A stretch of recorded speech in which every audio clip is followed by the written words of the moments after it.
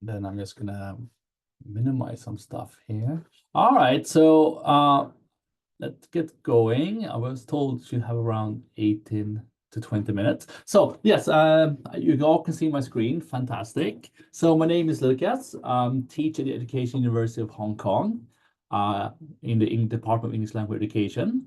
And I basically I teach pre-service and in-service teachers how to integrate ICT in their courses. So it's both credit-bearing classes, professional development workshops, and webinars. So if you're wondering about my accent or something, I'm originally from Sweden, so that will clear that up. So today, I'm going to talk a little bit about language teaching and GenAI integration, how teachers are using GenAI tools today. Then I'm going to introduce a framework that we have introduced to better prepare in and pre-service teachers and some practical implications. And then towards the end, give a kind of an overview of how we can use these tools, frameworks for action research and so forth. So if you have questions, feel free to put the question in the chat, and then we can take them later.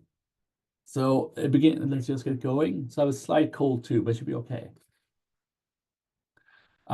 So I think for me as a teacher trainer, focusing on in-service teachers and pre-service teachers, teachers are really important agents, right? I think in determining society's uptake in GenAI tools, because we need to prepare the pre-service teachers with the skills, I would say, the knowledge necessary to engage, right, and use these tools in their professional work. So to do this, I think teachers need to obviously model how we use these AI tools in a very ethical, very legal, and a safe way to do so. And you also have to focus on making sure that the learners or it actually can use the tools and think critically about how it would shape and change society. But what we have found, at least in my context, coming from Hong Kong, is that teachers really lack AI-specific literacy and competencies. They might be familiar with regular tools, but the AI tools they're really, really struggling with, and they can't really be digital role models. And the same comes for teacher trainers. So this is just brief background. I think all of you probably know exactly what I'm going to talk about with this slide. So we see a lot in our research that the language teachers often use GenAI tools, right, for lesson planning. They could use ChatGPT, do various prompting. Some of them might use Magic Schools, become very popular in Hong Kong, Alignia, and so forth. But what we see that while they try to use these tools for lesson planning and preparation, but there's actually limited evidence of the instructional practices, how they can use it very well in classroom. And there's also quite a lack of evidence how the abilities of teachers actually need to use. What ability do they need to use to productively, impactfully? So what we're seeing, the teachers try to use these tools to personalize materials, to do level reading and so forth. They really are not using it very productively. It's just like they're guessing how to use it, and it's not turning out very well. And also we find that some teachers today kind of have an over-reliance on these tools. So they just go immediately to ChatGPT, immediately Magic School. They don't really think about actual learning outcome. They just trust what AI comes up with. And they don't really understand there is some bias in what comes out from the ChatGPT and so forth. So while we're seeing a lot of teachers using it for lesson planning, personalized materials, using chatbot and an expert peer tutor, however, they're not really understanding it, and they're having this issue with understanding, well, what if I do a role play using ChatGPT, but actually what comes out might be some underlying stereotypes and bias. So don't really look very carefully towards that angle. Now, why AI tools? So what we're seeing that teachers like to use AI tools. They like for lesson planning, personalized materials. So but they don't have this specific literacy. So teachers like, oh, I want to use it. For example, we see a lot of teachers in Hong Kong want to use some AI tools to create more global classroom experience at point 4, or use them to diverse learning materials like point number 6. So all of these are like the 10 basic things we find that teachers like to use tools for. But while they try to do so, they're really struggling with how I can use it to save time. So instead of using AI tools to reduce their workload, what we're seeing that teachers spend more and more time. It's taking them a lot longer to learn the tools, and then the outcome is still not what they want to do. So this is kind of the quite problematic. So what are we then doing as teacher trainers, teacher educators in my context to make sure that pre-service teachers and in-service teachers can use a range of AI tools productively, effectively? So what we've come up with is we have changed our initial training. So as I mentioned, I focus specifically on teaching teachers how to use digital tools. So we're kind of separated a little bit. So we put it down to what we call Gen AI technological proficiency. So for this one, it means we're very concerned with pre-service teachers' awareness of a variety of tools, including their functions, uses, affordances. So we're making sure that teachers are aware of around 20 tools at least in their training. Now, that doesn't mean that they're going to use the 20 tools when they go into the classroom, but we're trying to increase their awareness and affordances of different tools so they can use them for those 10 reasons. So 20 tools are really important for them to learn, including obviously prompt engineering skills. Then we're moving, after we have done that, we're moving more to the pedagogical fit, awareness of what are the Gen AI's potential for the language classroom. It builds in lesson planning, it builds in material development. So how can it then use these 20 tools to supplement and I would say enhance the students' English language and so forth? So awareness, enhancement, and then is something that is obviously overlooked sometimes is how the teacher can actually use these tools to do grading. Because many teachers, obviously, are, like all of us, are very busy, a lot of grading, a lot of marking. So how can they use these tools to help them with grading, giving feedback, and I would say communicating with stakeholders in school administration? And then point 4 we tackling right now quite a lot is making them very aware of the risk associated with using Gen AI tools. Because my students going to be primary and secondary school teachers, so they have to be aware of how to use them in an ethically safe manner. So we're focusing a lot of the ethical issues of using these tools. And then finally, preparation of students for Gen AI world. Now, I think, as I mentioned at the beginning, that I think teachers are really important agents in determining the uptake of students, right? Of their need and so forth. So we're focusing on not only are we as teachers using it, but how can we then train the students to use it in a way? What knowledge, what skills do students need to use it critically and effectively?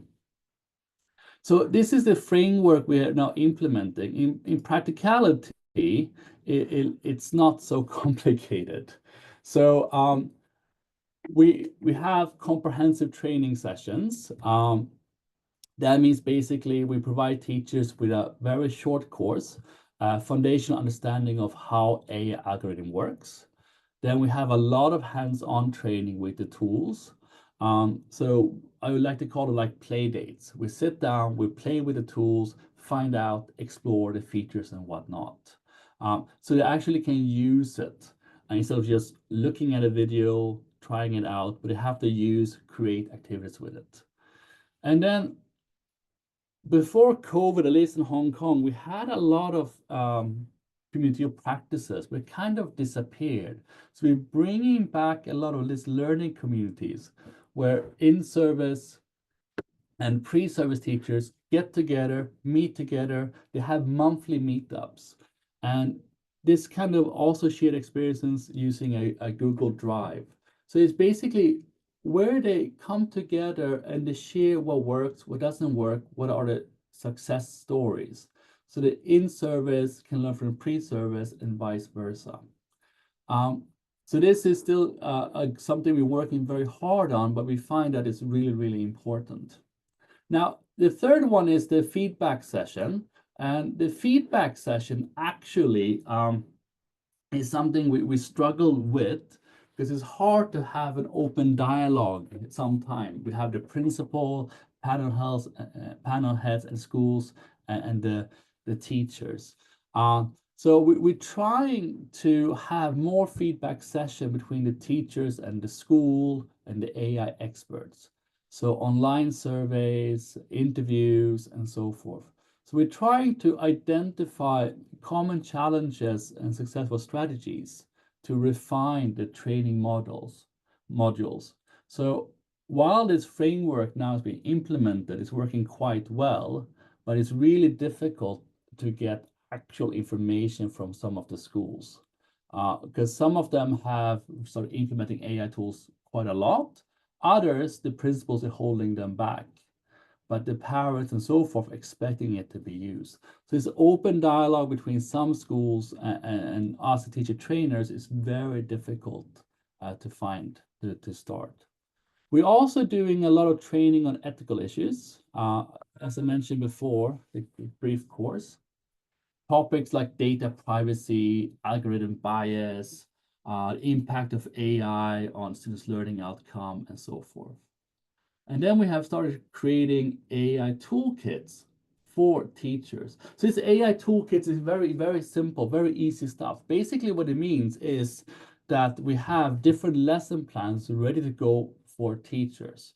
And the lesson plan will then have certain AI tools. Among those 20 we have covered in the course. And you can take that and just walk into the classroom, deliver the lesson. So a listening class or vocabulary class and so forth. So the framework in itself is how we are trying to make sure that the pre-service teachers and in-service teachers are actually aware of certain functions, affordances, prompt engineering, and they can use this in lesson planning, material development, communicating with the parents, and they're aware of the risk and well-being of doing so. Now, so I mentioned some of the tools before. I'm just not going to go through all of the tools we cover, but these are some.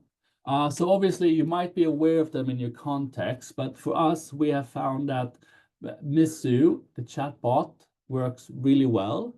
The students like it. The teacher thinks it's easy to like. We have using Magic School for lesson planning, differential learning, and so forth. We have Twee for EFL activities, different topic-based lesson, and so forth.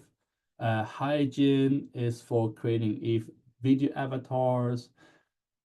Udio is for creating EFL songs. So these are just some of the tools we cover. And these tools can teachers use easily when they walk into the classroom. And part of this AI toolkit I mentioned that we prepare a lesson plan for each of these tools or several lesson plans. So they're aware of the affordances, the function, and they can easily use them later. Now, what does this actually mean then for more figure out what the works and so forth?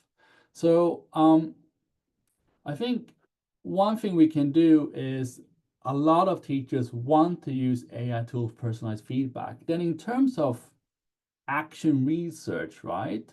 Because AI tools provide immediate personalized feedback. We can for feedback on pronunciation, grammar. So how is this linked to research? Well, a classroom teacher can basically analyze the types of feedback, right, the students receive and how it impacts learning outcomes. And this really gives us a lot of excellent data for feedback efficacy. We can also use some AI-driven tools that I mentioned before to find out language usage statistics, right? Engagement level, improvement trends, and so forth. Then we can use the data to identify learning patterns, track progress over time, and so forth. And this will help us with teaching strategies or interventions. So again, there's a lot of good things we can use for action research using these AI tools to find out better how we actually can help teachers and learners improve. Reduced workload is something I'm very interested in myself, something I'm going to start looking at more deeply in the research. But obviously, if teachers are using some AI tools, it should free up their time. But I said at the beginning, because they don't know how to use it very well, actually, they end up spending more time on it. So generally, we will say if we can free up their time, teachers should have more time to think, improve instructional approaches, and so forth. So this is something that can be quite interesting to figure out. Does it actually reduce their workload, in what way, and so forth. As you know, we can use AI to continuously monitor student performance, vocabulary growth, pronunciation. And again, I think this is a good area. We're seeing some papers coming out too right now, action research on long-term language acquisition, right? Which AI-supported practices yield the best result, and so forth. And many of us are using, as I mentioned previously, that teachers like to use certain AI tools to do differential learning activities, leveling text, and so forth. And then we can use this to figure out how does it affect students' engagement, outcomes, and so forth. So we can actually study more differentiating instructions. And finally, I think we're all using some professional development in terms of AI tools, right? What tools can help us reflect on our practices? What tools can help us refine our teaching methods? Can we use the tools to evaluate impact of new strategies and so forth? So in terms of AI, and these 6 areas for me as a teacher trainer is where we really can do some action research to figure out how we can better help the teachers and students learn. So 1 minute left. Concluding thought, I think this is something very concluding. I think we're still at the beginning stage, but I think we need to better understand, explore how we can integrate AI into English language learning, how we can better prepare teachers to be more effective. Because in my context, and I'm doing school visit every day, teachers are still stumbling. So while we're seeing a lot of people using it very well, the teachers on the ground are really stumbling with using these tools and how to use them well. So the training has to be there to make sure we prepare them to be GenAI ready, not just future, but also in-service teachers. And then obviously I have a lot of references, but if you're interested in any of the framework and what I talked about, you can find my papers on ResearchGate. Maybe it's the easiest way to get hold of them. See. So sorry, that was a little bit for me. I was a bit quick, so hope that's okay. We started a bit late, so I was a bit rushed, but it's okay.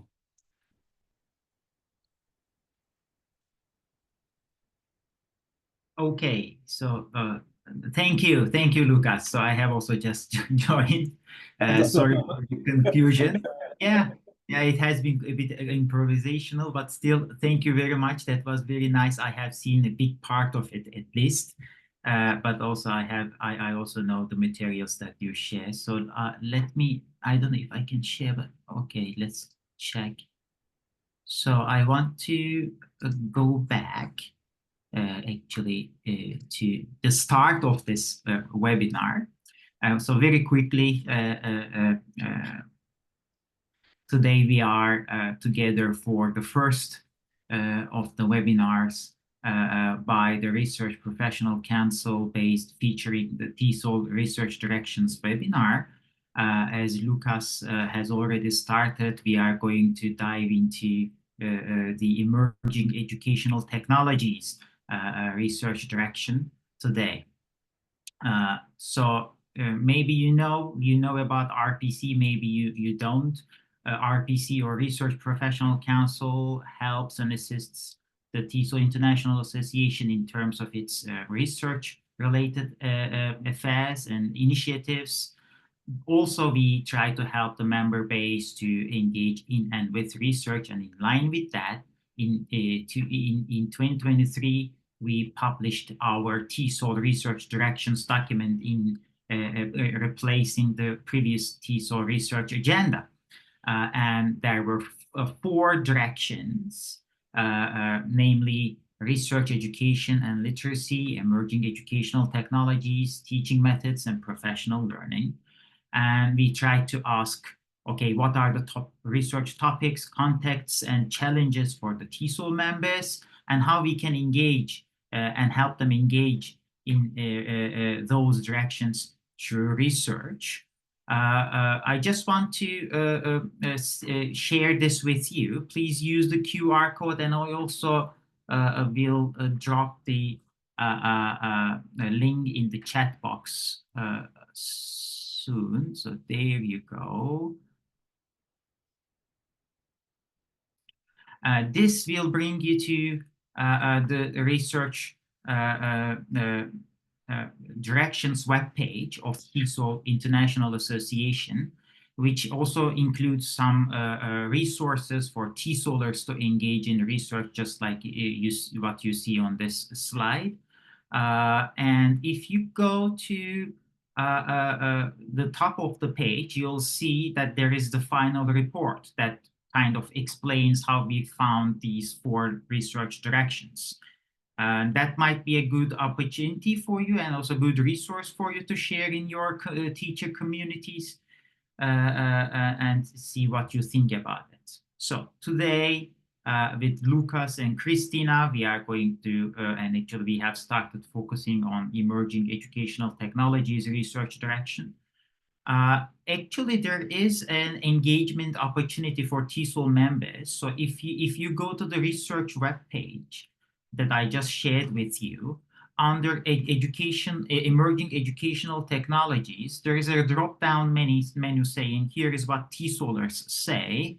And then you'll see a Padlet link there. This Padlet link is for TESOL members to engage with the TESOL research directions content.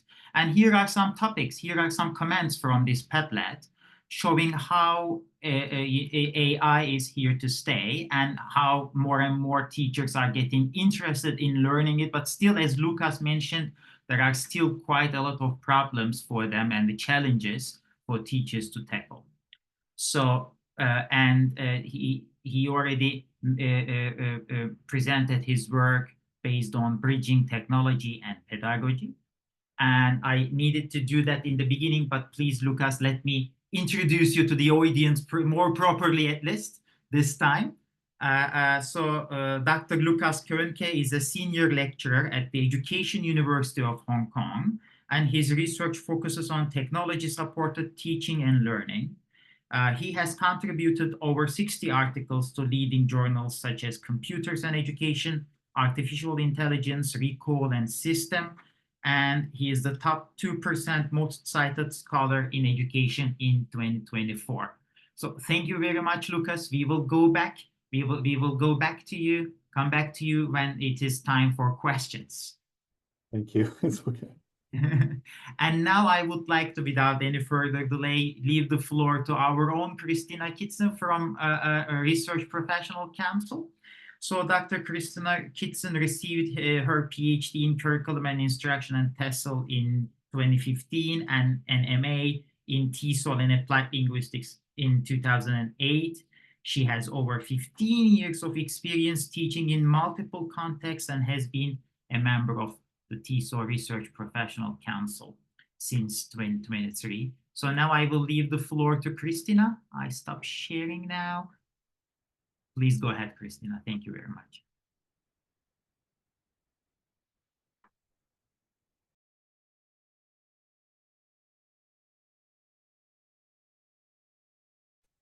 All right, can everybody hear me? So this will be a little different than what Lucas has shown you because I'm going to talk more about AI in the writing process in multilingual classrooms with more tips and ideas than, I guess, research at this point.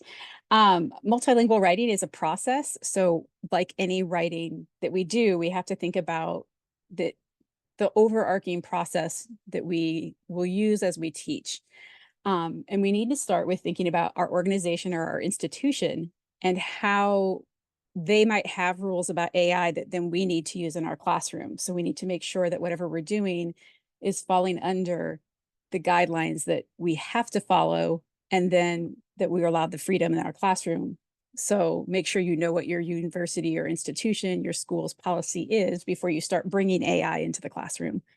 But I sort of broke apart the whole concept of process writing. So pre-writing skills, where we're learning the alphabet, words, tenses, sentence construction, mechanics, and grammar. And then early writing, so sentences, paragraphs, topic sentences, thesis statements, essay writing, where we go, all of those things still play in. We have idea generation and brainstorming, and we're getting the ideas for those thesis and topic sentence integrated now into a draft and starting to work on the revising, editing, and drafting papers. And then academic writing, which takes all of those things and moves them up a step to add in things like citation and style and formatting and references. So it's really important that when we think about teaching writing with AI, that we think about all of these steps and what our students already know before they come into our classroom. So what are we assessing as like prior learning versus what are we assessing as current learning? And then also, where in these process would you be okay with your students asking or talking to someone outside of the classroom, like a librarian, another teacher, a parent, a peer, anybody? And I would say that if you would consider letting your students talk to someone outside of the classroom, that you might want to consider letting your students talk to AI as that substitution, because not everybody's going to have access to someone outside of class that can help them, but AI can kind of fill that role of being a buddy that can help them work through some of those issues and questions and concerns. And with our ELs specifically, we can find that AI can really help to kind of construct an academic voice. So at a certain point in the learning process, when we've hit that point where we're not making as much forward momentum, and there's just these little things in our language that still identify us as a language learner, AI can kind of help with that by cleaning up some of that grammatical or mechanical errors in our writing. And I would argue that this is really kind of nice for when we've hit that point where now we're being graded on our ideas more than we are those mechanics and components. All right, so we're going to start with some ideas for AI use. So things that you can do with AI as a teacher, as well as the students can do with AI, are to ask AI to provide content with mistakes for students to correct. So if you're thinking about like the early steps where we're trying to just form correct sentences, this is a really good idea, just as a quick kind of thing. This goes to what Lucas was saying about time saving. So if we're trying to save time as the teacher, writing in 10 sentences that have mistakes in them, it's kind of a time-consuming task. It doesn't take a ton of effort. It's not very complicated, but it takes some time. So if we can kind of pass that task off to AI, it can create those, and it can create bunches of them so that if the students want more than 10, they can have more than 10. We can ask AI to help write grammar and sentence construction tasks. So looking specifically at those features. So maybe like, fill in the blanks for lower levels. And then as you move up, it might become more and more complicated. And it might be, now we're doing, complex compound sentences. But AI can write a lot of those tasks for us. We can ask AI to create passages for a read and response sort of activity.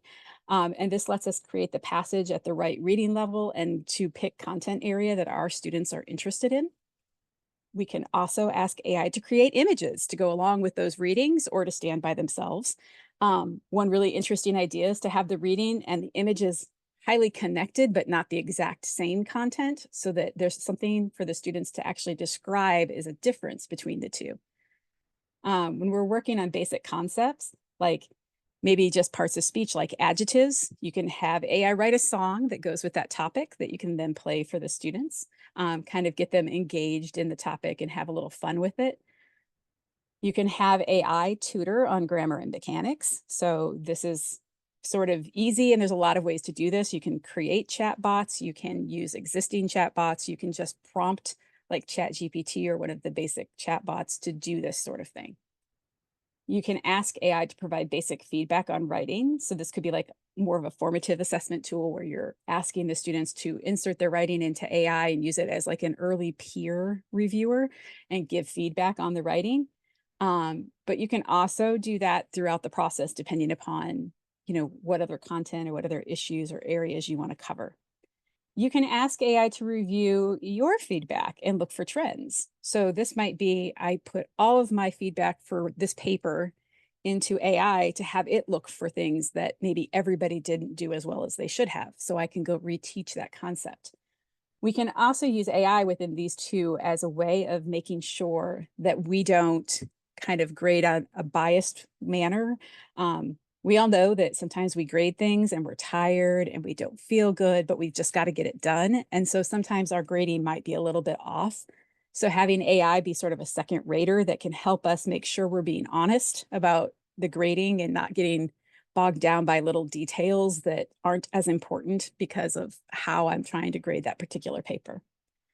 And my favorite is asking AI to write an AI proof prompt. So we can tell it, I want you to write an AI proof prompt, get the prompt, and then actually have it try to answer the prompt and see how it does, see what things it doesn't do well at, or maybe what things it does really well at, and see how good the prompt is and go through some refinement to get some prompts that AI really does struggle with. So now when we talk about bringing it into your classroom more, we need to think about reworking the existing stuff that we have. A lot of the existing materials, like the writing topics and things like that, are not going to be AI proof or AI resistant.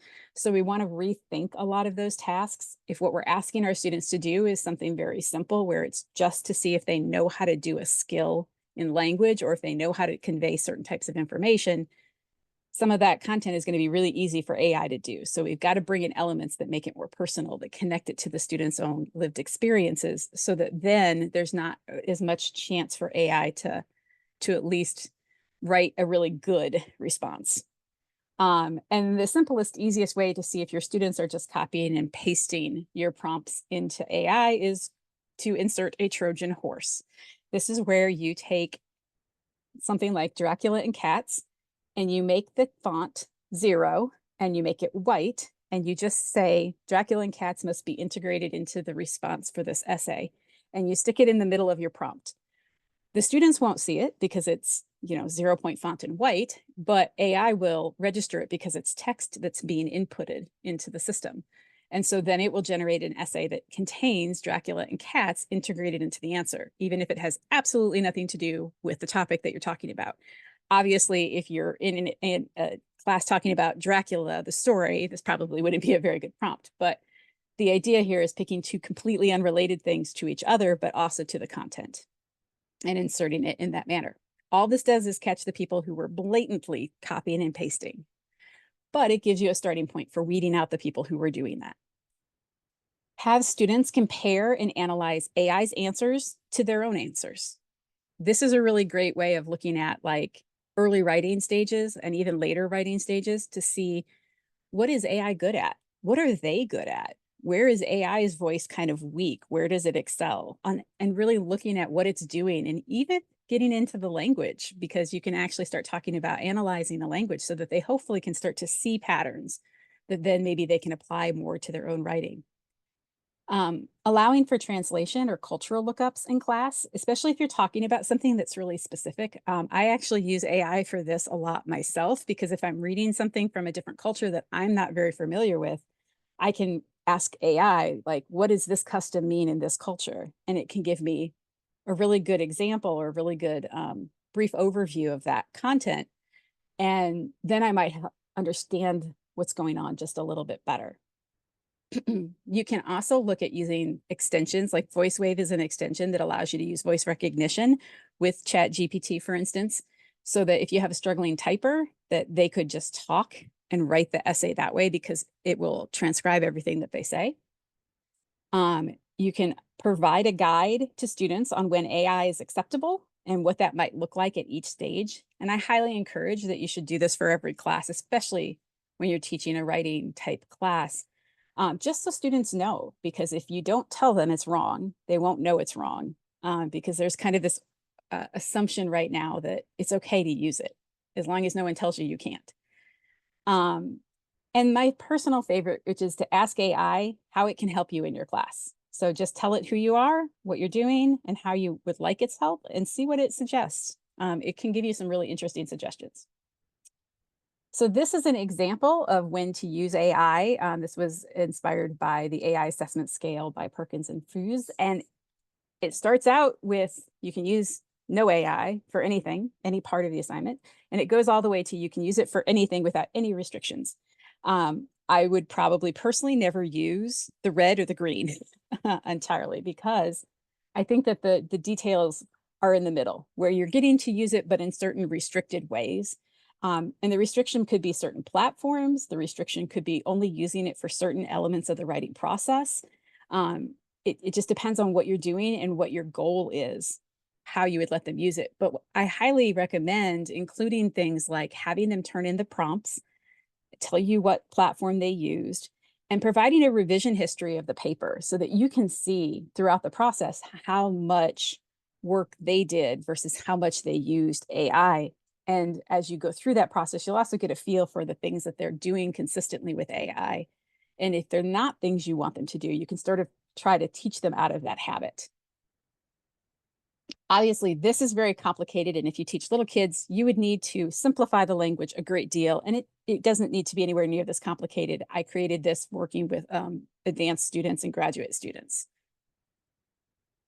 All right, so AI for writing specifically, here are some tools for different aspects. And this is how I like to think about breaking things down. So idea generation is sort of just the very basic first step of thinking about it.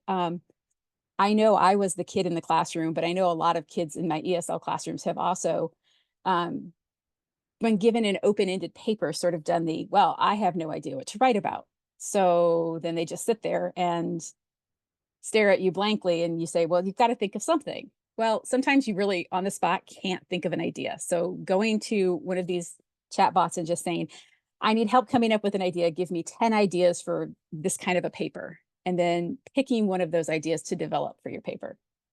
Grammar and style suggestions. So there's Grammarly, which we all know, which is now AI powered. All of these are AI powered, but there's differences in what they do. So Grammarly will actually now write content for you. And this is where some people have said they don't like Grammarly anymore, but this is where Slick Write is nice, because Slick Write is more like what Grammarly used to be, where it just helps you with the grammar and mechanics.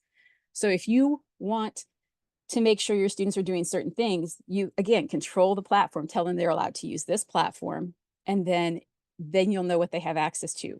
And with Slick Write, it's great because it does help them create a better paper, but it won't write content for them.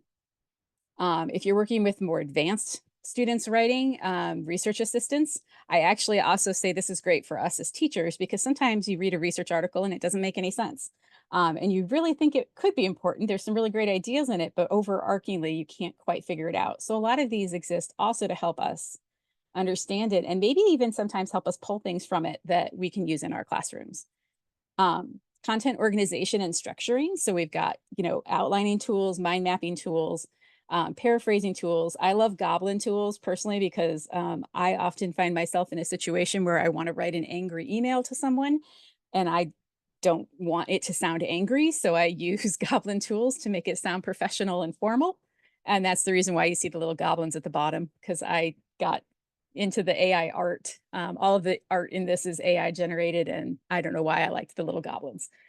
Language translation. So we have Google Translate, which everyone knows. DeepL is a little more sophisticated than Google Translate. It does have a limited number of free languages, but if you're looking for something that's a little bit more accurate, you might want to consider looking into it if you need to translate something. There are some academic writing help websites or AIs, and then there's a creative writing help AI. So it all depends on what you're trying to do with your students, what kind of writing you want them to do, because the process for writing, even if I'm writing a story, there's still a process to writing a fictional story. So making sure your students understand what that process looks like and where they can use AI in it. Obviously, we know that there's some misuse of AI. So one of the things you can do is to try to design lessons that blend in-class instruction, out-of-class review, and has a revision cycle so that it's more than just answering a simple question. And it's really by integrating lots of different parts and parts that AI doesn't have access to, the student really has to bring in that independent learning and bring in that part of the paper, because AI is not going to be able to help them with that. Have a robust academic honesty policy that the students are taught. Make sure you have clear policies on what's allowed, what isn't allowed, and when. And then that they know what the punishments are if they are determined to have used AI inappropriately, and that they know how you're going to prove that, because it's really important they understand the process too. It doesn't mean you're not going to have people who try to figure out a way around the process, but it's very helpful for the people who aren't trying to just understand what's going to happen. And then I would encourage an open discussion with the students about what it means to plagiarize, what is plagiarism, citation practices, ethical use of AI. But within that context, I would redefine plagiarism. So instead of saying it's taking someone else's ideas and using them as your own, I would make sure to put the emphasis on what's happening, that they're using ideas that are not their own, but portraying them as their own.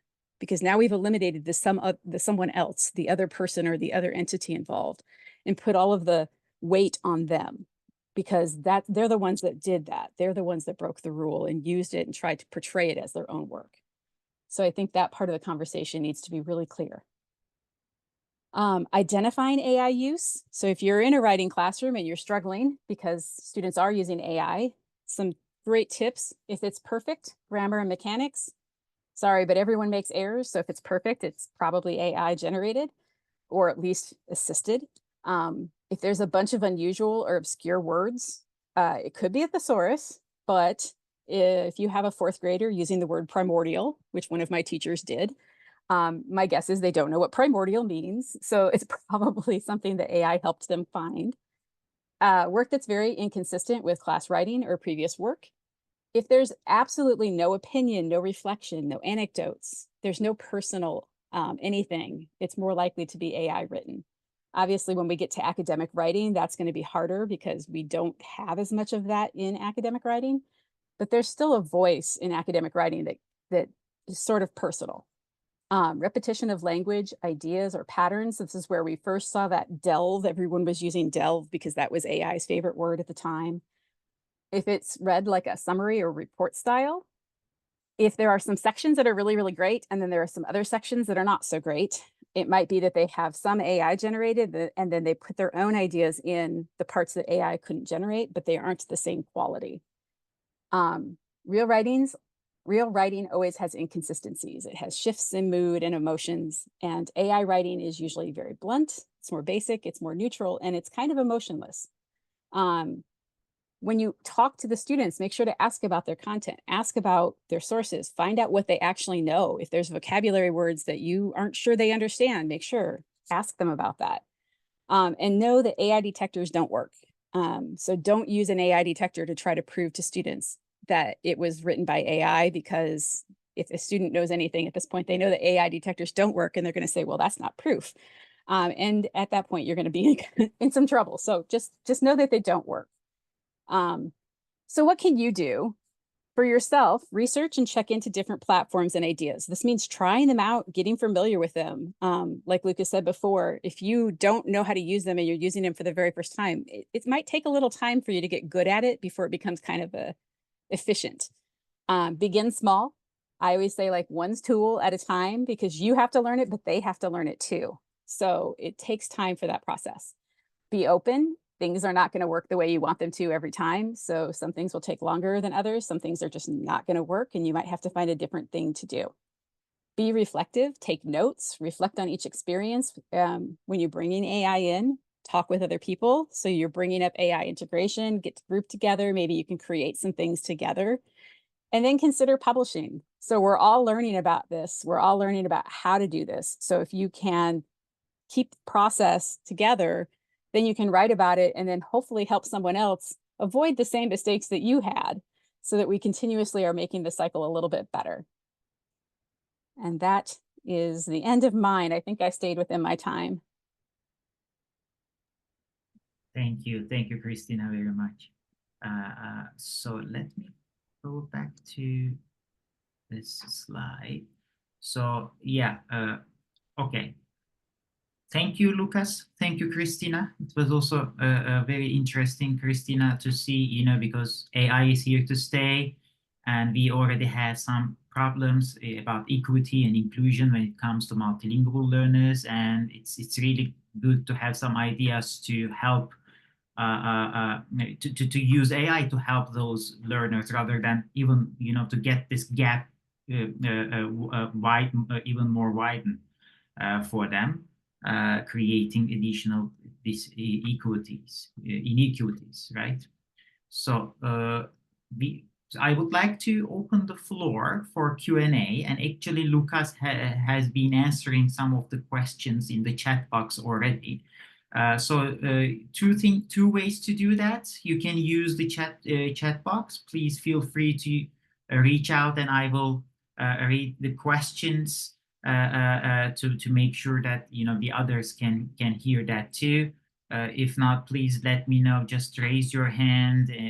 So I think you can. I can ask you to unmute as well and ask the questions yourself. So one question maybe I can ask to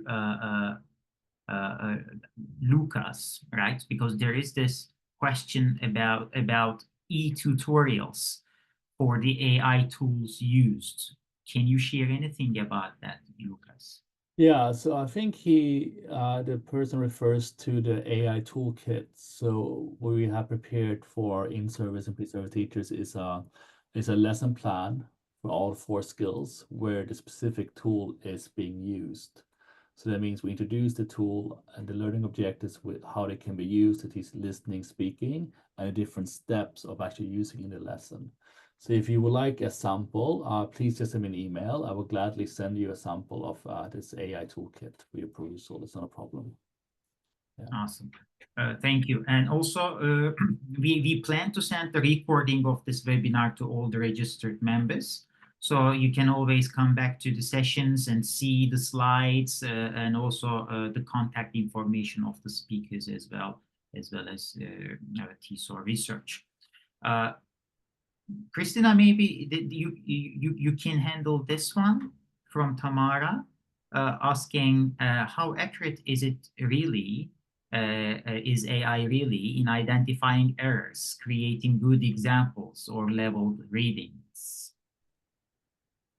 A lot of it depends on which AI you're using, but I've found for the most part that when it comes to grammar things, and mechanics errors, it's very good at identifying those errors. And it's also very good at creating simple exercises with those errors.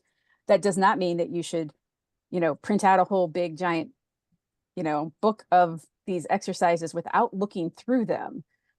Because of course it can still make mistakes. Just like if I were typing them in by hand, I would want to review those because I could make mistakes while I'm typing.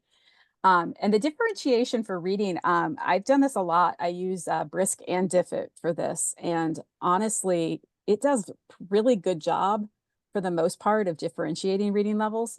And I actually like that it isn't always exact, but it's always good enough that I've rarely had to edit or tweak anything that I've put through those programs.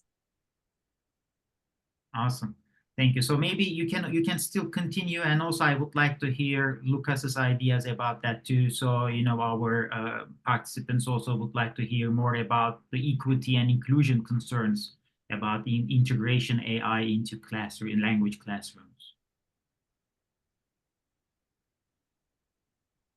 Me? All right. Go ahead, please. Yeah. So how to integrate the classroom, was that a question?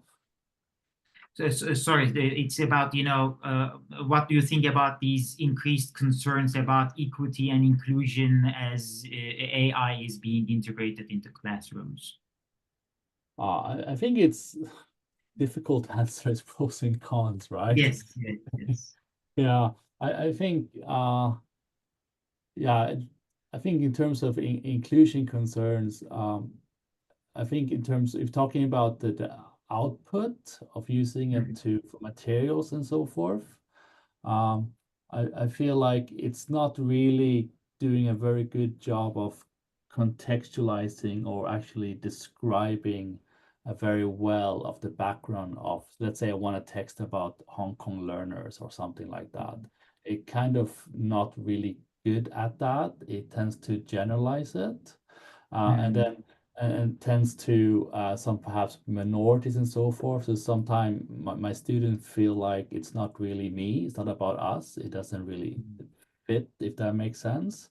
So it doesn't do very well at that. I think it's good for more generic ones, but students can't really relate to what comes out to it in a way. So in terms of inclusion in that aspect, I think it doesn't work very well. Yeah.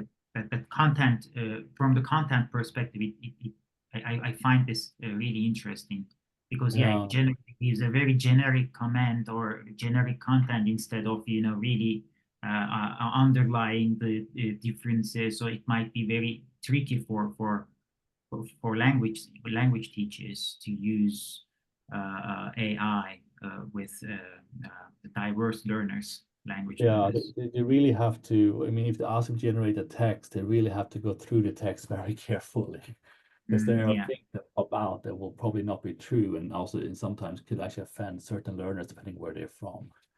So I think it's not great in that aspect. Yeah. Thank you very much. Christina, anything to add to this question? Oh, I think that it's sort of a twofold. There's definitely pros and cons, but there's also aspects where it depends on what you're trying to do. So if I'm a student trying to sound like someone else, it's great at doing that. Especially if I can give it some kind of a context. But like, if I'm writing an academic paper, it can really help me sound like I'm writing an academic paper. So in that construct, it's kind of nice because it sort of mutes my voice, right? But how often are we doing that versus how often are we writing something where we want our voice to come through? So I think that this is a big conversation that has to happen with the students so that they understand that they're going to always be better off writing their own work and using AI to help them. So generating ideas, maybe drafting, organizing, but not writing the content if they write the content themselves, it's going to be more accurate to them and who they are. Thank you. So that one is a very quick one, actually, because I also realized, even though I joined a bit late to Lucas's talk, Lucas already shared some tools for helping teachers in terms of lesson planning, right? So can you elaborate on this question, perhaps? Can we depend on AI tools for a complete lesson plan for language classrooms? Of course you can, but it might not be perfect. So I think in my context in Hong Kong, some schools have bought Magic School. I'm not sure if you're aware of Magic School and would generate a lesson plan. Other schools have gone for Aligna to buy that one. So I think yes, it can generate a good lesson plan, good learning objectives and whatnot, but you still have to go through it and make changes, amend it to fit your context, to fit your learners. The lesson plan will be okay, but it'll be generic. You still have to go through it and work on it. You can't just generate it, go into the classroom. I don't think it will work very well. So use it to generate a lesson plan, but then still go through to make sure you tailor it to your needs. But the bare bone will be there, so to speak. So it's like using AI to assist you rather than delegating your responsibilities as the teacher to you, right? To AI. Yeah, I think so. I mean, it will save time in lesson planning, but it doesn't mean you just like generate the lesson, right? Yeah. Actually, that one is very interesting because it is also about another research directions that we feature in TESOL research directions document from Yanan Fan. So I would like to ask this to both of you. And because I know that you both work with teacher candidates at universities and also frontline teachers. So how do you integrate AI training and content into your seminar courses?